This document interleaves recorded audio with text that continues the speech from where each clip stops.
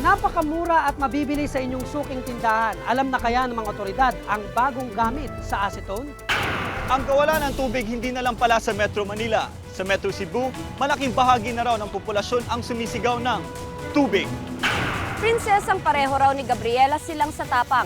Mas matanda nga lang ng ilang milenyo. Pero may chismis, katang-isip lang daw si Prinsesa Urduha. Personal naming inalam. Sinaliksik ang bawat anggulo. Bawat detalye ay kinumpleto. Ang lahat ng yan ay nakatala Sa Reporter's Notebook.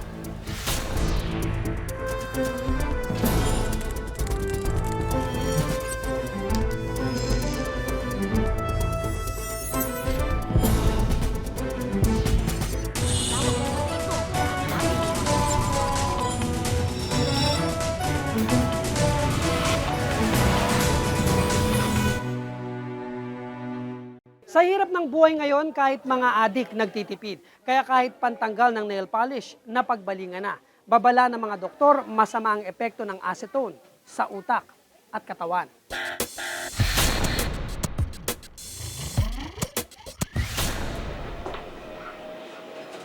15 taong naging manikurista si Ninita. Mahigit 200 piso rin ang kinikita niya bawat araw. Pero kamakailan, napilitan siyang itigil ang kanyang trabaho dahil lang sa acetone. Siyempre, amuhin mo siya, di ba? Matapang siya. Kaya takot ko nung nag-asawa na ako, kaya ako hininto kasi baka mamaya mainom, baka delikado sa bata. Maano siya naamoy ko pa rin kahit Tapang ano yung masakit sa ganito? sakit sa ilong. Kaya nga konti lang butas niyan para hindi umamoy.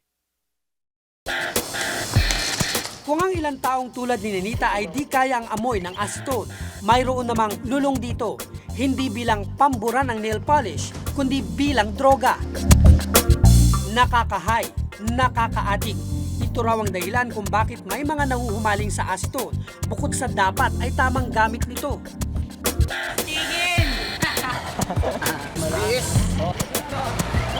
Ang grupong SBS, isang gang ng mga kabataan sa Malate. Ang magbantay ng mga sasakyan ang kanilang trabaho. Mga parking boys kung tawagin. Pero hindi lang ito ang kanilang pinagkakaabalahan gabi-gabi. Habang nagbabantay, iniipon nila ang perang bigay ng mga customer sa kanila. Nag-aambag-ambag ang tropa tuwing gabi. May pambili lang ng acetone.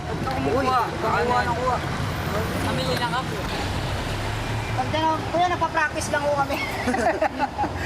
Ilang sandali pa, umpisa na ng kanilang session. Isang bote ng acetone sa halagang 10 piso at basahan sa bawat isa. Solved na raw ang buong tropa. Wala pa na. Wala pa na. Piso lang Wala. Nagkakagawan po sila. Tol! Yan po. bote. Ano ba yung bote? Paano yung trip? Paano yung tama sa'yo? Ha? Magang pakaramdam. Manid ang katawan. Manid. At mabango. Ang solvent talaga mabango sa ilong. Kaya masarap siguro. Pero yung mga ginagawa ng pulis, mga Masarap ang solvent. Sabay-sabay nilang sinisinghot ang acetone sa gilid ng kalsada. Parang nasa langit raw ang kanilang pakiramdam kapag nakakasinghot ng acetone.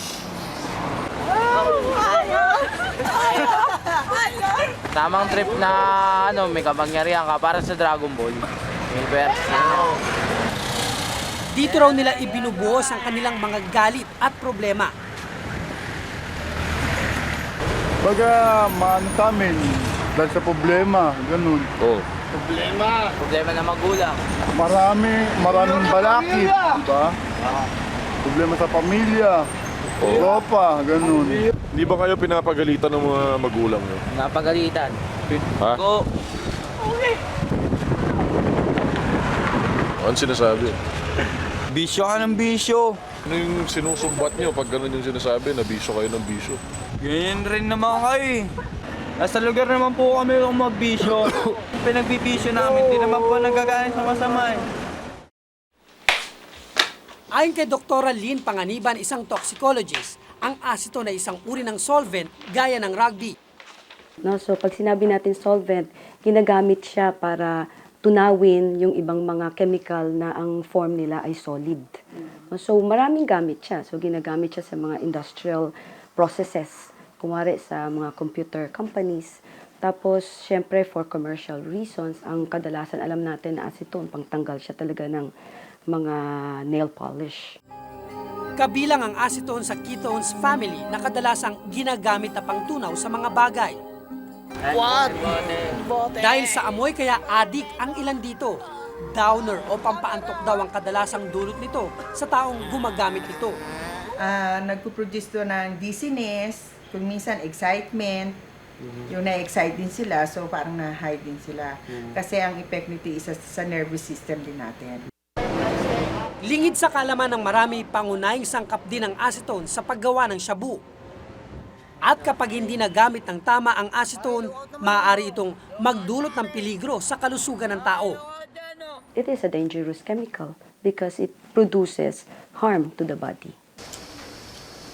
Sa paliwanag ni Doktora Panganiban, kapag madalas daw na sinisinghot ang acetone, pumapasok ito sa iba't ibang bahagi ng katawan tulad ng utak, puso at atay.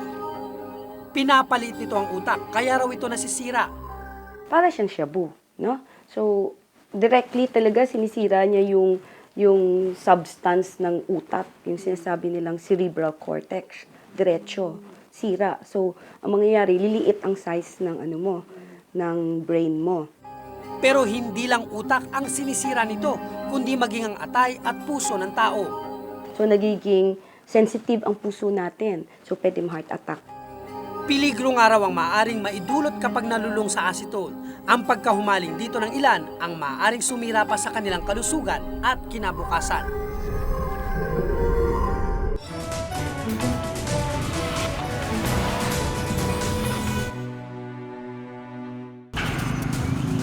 Tila lumalawak ang bilang ng mga nahuhumaling sa acetone sa pagpapatuloy ng Reporter's Notebook. Matamis.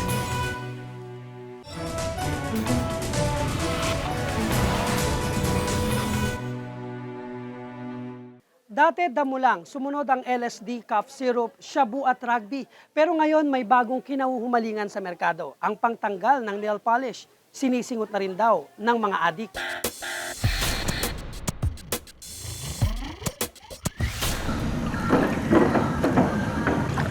Mahigit 3 taon ng bangkero si Mang Igoy, di niya tunay na pangalan. Sa kanyang edad na 40, nahumaling siya sa acetone. Mahigit 2 taon na raw siyang adik dito. Sa mga kasama niyang bangkero raw siya natuto nito. Kaya naman halos araw-araw kung gumagamit daw siya ng acetone. Tulad ng ilan, dito raw niya ibinubuhos ang kanyang mga problema sa buhay. Magandang ng sarili ko, kondisyon. Limot ko lahat yung bagay na dapat na yung mga problema para baliwala. Bawat araw iniipon daw niya ang kanyang kinikita sa pagbabangka para lang makabili ng acetone. Dahil sa kanyang edad, naisip-isip na raw ni Mang Igoy na itigil ang kanyang bisyo. Nararamdaman ko naman sarili ko na para iba talaga kaysa doon sa hindi sa dati kong sitwasyon, hindi ganun. Ang barkada naman ni Rico at Mambo, mga nasa high school, minsan ang sinubukan ng acetone. Hindi na raw nila ito natigilan. Parang langit nga daw ang trip ng acetone, kaya nila ito binabalik-balikan. Pag tinira niyo yun, para rin mo kayong lumulutang, masarap po pakiramdam. Pagkagaling sa eskwela, diretso na sila sa bahay para makasinghot ng acetone. Last din talaga, yun lang ho ang murang pang Hindi mo namin kaya presyo ng mga mahal na pang acetone kahit saan makakabili ho kayo. Parang parehas din naman ho ang tama nun. Matamis. Aminado silang maraming hindi magandang dulot ng acetone tulad ng sakit sa ulo at pagkahilo, pero hindi na raw nila ito kayang itigil pa. Mahirap na rin po. Naging bisyo na nga po . Tila lumalawak ang bilang ng mga nahuhumaling sa acetone. Ayon sa Dangerous Drugs Act of 2002, kasama ang acetone sa mga tinatawag na prohibited solvent. Ang sinumang mahuli na gumagamit nito, 6 na buwang rehabilitasyon ang aabutin para sa unang paglabag. Pagkakakulong naman ng mula 6 hanggang 12 taon ang parusa sa mahuhuli sa pangalawang pagkakataon. That's my boy. Pero higit na nakakabahala rin ang tila kawalan ng alam ng mga otoridad na may ganitong uri ng adiksyon. Ayon sa Philippine Drug Enforcement Agency o PDEA, hindi pa raw nakakarating sa kanilang tanggapan ang ganitong uri ng problema. Wala kaming report na natanggap tungkol dyan. I think ang reason doon, it's not because na walang mga kabataan na gumamit ng acetone, kung hindi, ang binabantayan talaga ay yung rugby at iba pang mga droga. Like yung shabu, marijuana, ecstasy. Dahil hindi pa gaanong masasabi nating serious yung problema na yan tungkol sa acetone abuse. Bagamat agad na paiimbestigan daw ito ng PDEA, maraming bagay pa raw ang kanilang unang tinututukan. Kung makikita namin na matindi na rin itong problema sa acetone, di bibigyan din namin ng kaukulang pansin. Ayon naman sa Anti-Drug Task Force ng NBI, madali raw kasing nakakabili ang kahit na sino ng acetone kahit saan, kaya mahirap itong mamonitor. Ito dapat ibenta lang to do sa talagang gumagamit nito. But nagkaroon nga ng mga outlets na yun ang nagbebenta in small, very small quantity. Dagdag pa ng NBI dahil na rin sa commercial use ng acetone, kaya mahirap itong i-regulate. Kung pagkaumaling ang dahilan kaya hindi matigilan ng ilan ang acetone. Simpleng trip naman ang nag-udyok kay Ruel kaya niya ito sinubukan. 14 na taon siya noon ang unang tumikim ng acetone. Mayroon akong barkada. Bali na parang na-influensyahan lang niya ako. Bali 3 sila tapos bali naging mga 6 kami ganyan. Tapos parang napasama rin ako sa kanila. Natry ko rin kasi nababanguhan ako sa mabango sa yung amoy ko sa kanya. Acetone, downers. Iba raw ang naging tama ng acetone sa kanya. Masakit sa ulo, tapos ano kayang aantukin ka na, ganyan. Ngayon, wala na raw bisyo si Ruel. Imbis na malulung pa sa droga, pinag-uukulan niya ng pansin ang paghahanap buhay bilang isang driver. Kung iisipin, napakasimple lang ang gamit ng acetone. Pero ika nga, kung aabusuin ng sino mang tao, ang mga abuso rito, sa huli, siya ang talo. Ako si Cesar Apolinario at ito ang nakatala sa aking reporter's note.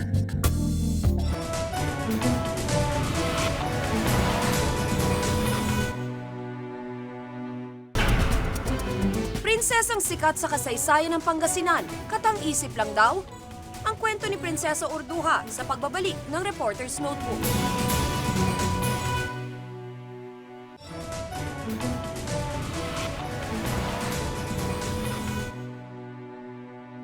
Prinsesang bida sa kasaysayan ng Pangasinan, sikat daw dahil sa kapangyarihan at tapang. Pero ayon sa mga dalubhasa ngayon, imbento lang ang kwento ng prinsesa. Pero syempre, may kumukontra.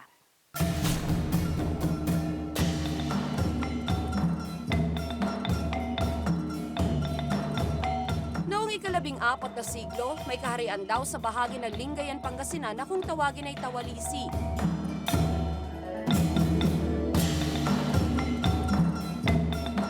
Isang prinsesang mandirigmang ubod ng tapang ang sinasabing namuno. Siya si Prinsesa Urduha, itunuturing na bayani sa Pangasinan dahil sa pagtatanggol niya rito laban sa mga mananakop. Pero ngayon may mga nagsasabing di raw totoo ang kanyang kwento.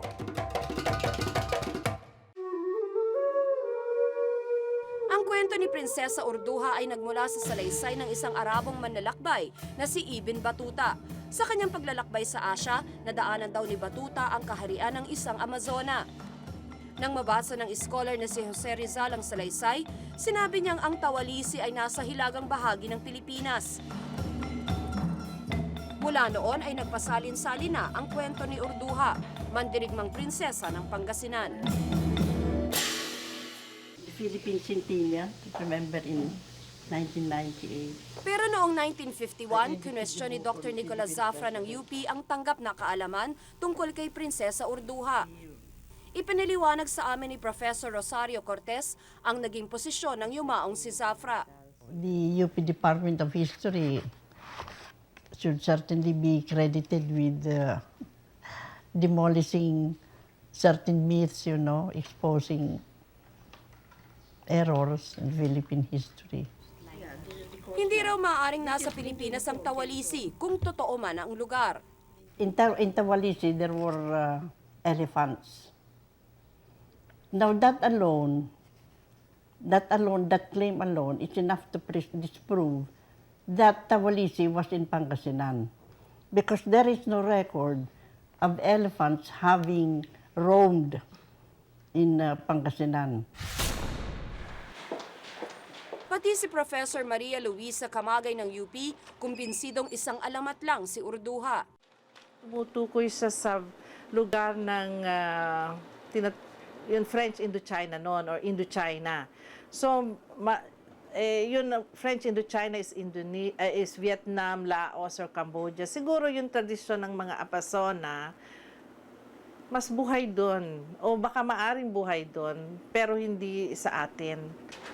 Myth o mito lamang daw si Prinsesa Urduha. Ito ang opisyal na posisyon ng Departamento ng Kasaysayan ng UP. Pero kung hindi totoo si Urduha, bakit sa ilang material na ginagamit sa pagtuturo ay hinahanay siya kasama ang ibang mga bayani? Idolo ng babaeng ito si Prinsesa Urduha. Maging ang kanyang mga magulang, idolo rin ng prinsesa. Princess Urduha kasi ang ipinangalan sa kanya. Hindi na raw mahalaga ang sinasabi ng ilan na hindi totoo si Prinsesa Urduha. Kahit ano ang the belief or alin ang tama, syempre kapangalan ko, siya ang hero ko.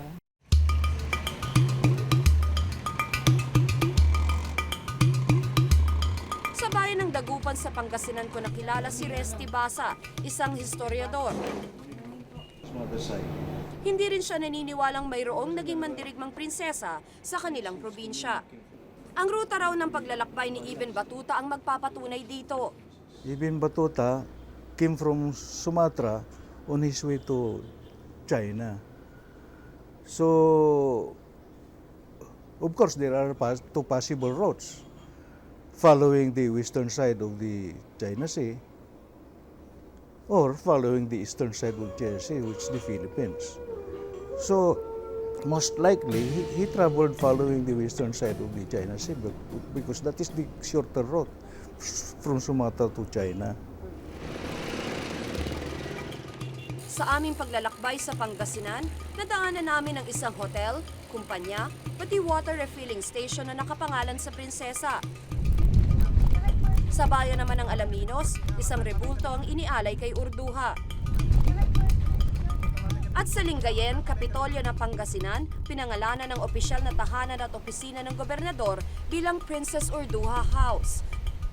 Sa loob ng opisina ng gobernador, makikita rin ang isang painting ni Urduha. Ayon kay Ruel Gamba, Public Information Officer ng Pangasinan, patuloy pa rin nilang titingalain ang mga katangian ni Urduha, totoo man siya o hindi. Siya rin ang tumakatwa ng aming parang yung deep sense of patriotism, valor, our yearning for freedom, liberty, and against oppression ng mga banyaga. Kaya yun na ang pagtingin namin sa kanya, parang leader, parang simbolo. Sa mga bayan dito sa may Lingayen Gulf, pinaniniwala ang namuno si Prinsesa Urduha, isang matapang na leader na kinatakutan kahit ng mga lalaki mandirigma. Kahit may mga pag-aaral na nagpapakitang isang alamat lamang siya, may mga taga-Pangasinan pa ring naniniwalang totoong nabuhay siya.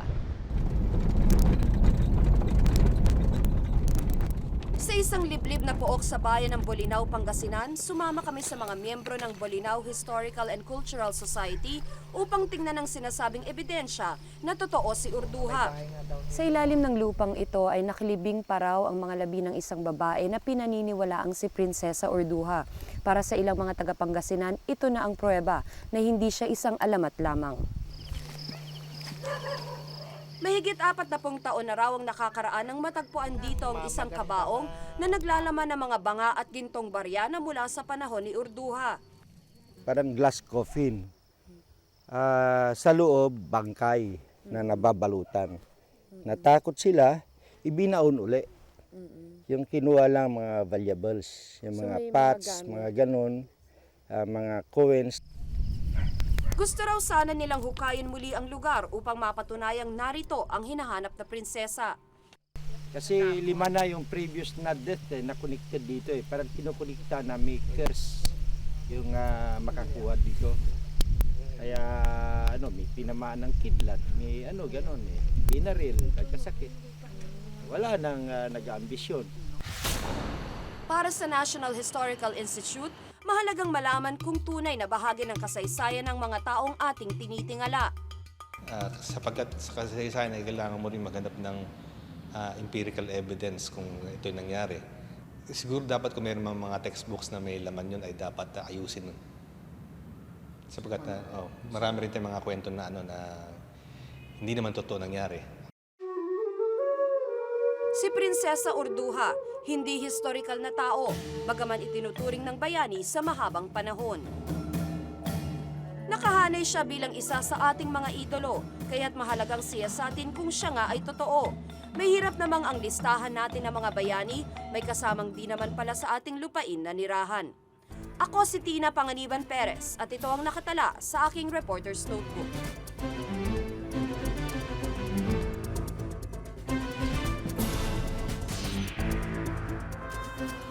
Kwento ng mga tigang na lupain at kabahayan sa Metro Cebu sa pagpapatuloy ng Reporter's Notebook.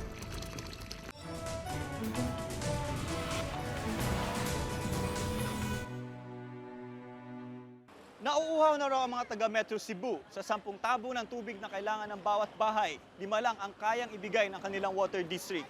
Ang problema, ayaw naman din silang bentahan ng tubig ng kanilang mga kalapit probinsya.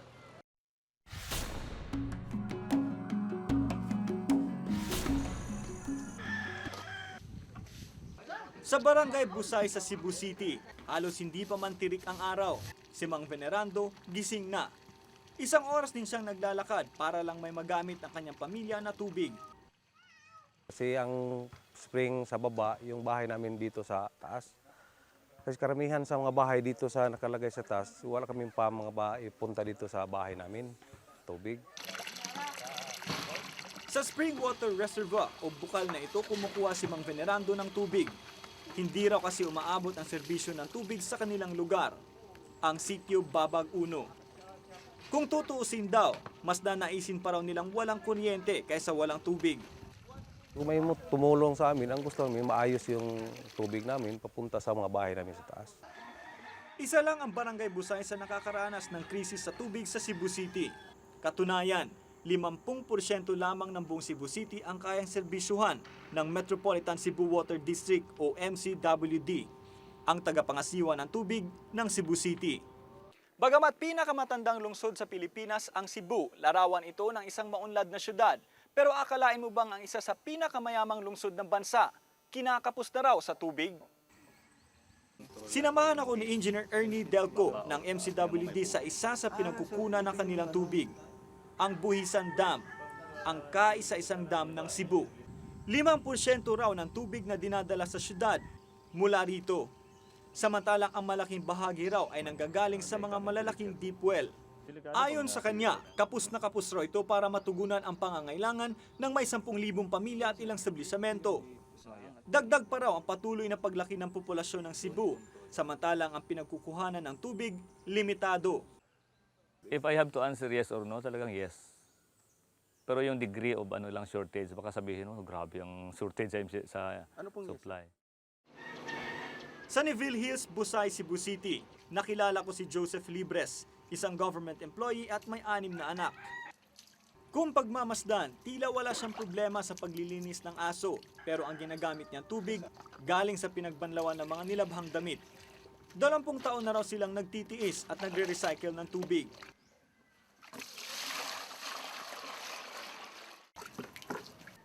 Mula alas 10 ng gabi hanggang alas 4 ng madaling araw lamang ang dating ng tubig sa kanila. So my kids are really giving out their yung sabihin natin yung sleeping habits nila parang napabayaan sa pag-aabang ng tubig. Maging ang pinampaliguang tubig daw, kanila pang sinasahod sa batya para magamit pa ito na pambuhos sa inodoro. Minsan hindi na raw siya naliligo upang magamit ng kanyang mga anak ang tubig. Sana naman yung mga may kinauukulan, they would really look into this problem. Dahil alam ko, batid na batid ko na sila. 24 hours yung tubig sa kanila. Dito walang pumapansin sa amin. Hindi naniniwala ang Patak Sugbo, isang alliance ng mga NGO sa Cebu sa katwiran ng MCWD na kulang ang water supply. Ang problema lang natin dito sa Cebu na yung distribution sa water supply, no? Palaging yung mga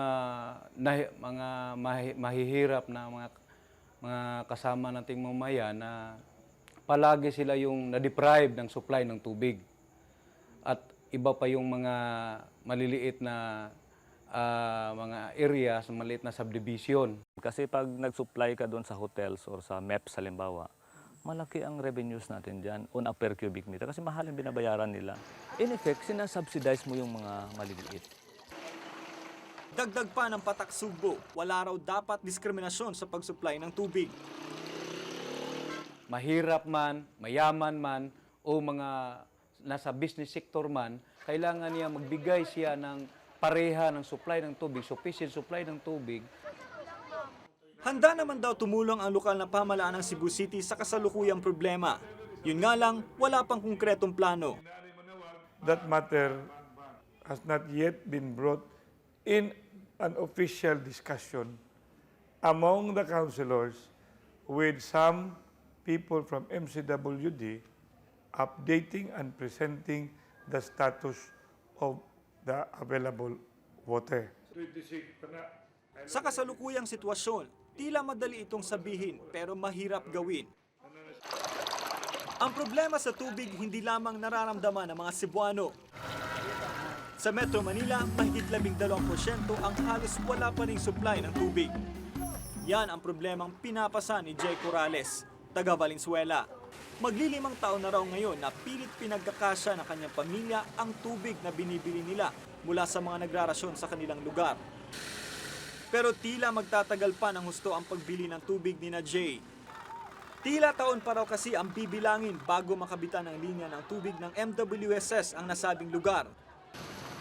Ayon kasi sa MWSS, wala raw naidadagdag na mapagkukunan ng tubig para matustusan ang pangangailangan ng mga tao. Ito yung masasolusyonan natin ito kung maglalagay tayong investment. Like yung Laguna Lake, we are planning this year, at saka itong Wawa, na itap din namin sa other source ng water sa Metro Manila. Ang tubig ay buhay. Yan ang kasabihang malimit nating marinig.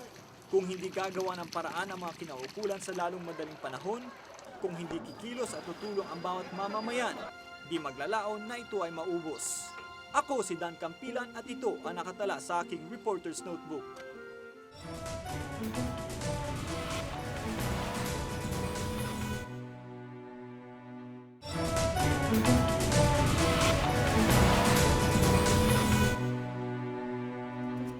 Kung may nais kayong ipasiyasat na mga isyo o balita, maaari kayong tumawag sa amin sa numerong 928-4239. Maaari rin kayong mag-email sa amin sa reportersnotebook@gmanetwork.com. Para sa malalimang pagtingin sa mga issue at balita, samahan kaming muli sa susunod na Martes. Ako si Tina Panganiban Perez. Ako si Dan Campilan. Ako po si Cesar Apolinario at ito ang Reporter's Notebook. Kuya, napapractice lang ko kami. Hindi pa ako kami veterano. Ako tayo. Hindi lang maro lagi. Hindi ko kayo madilim.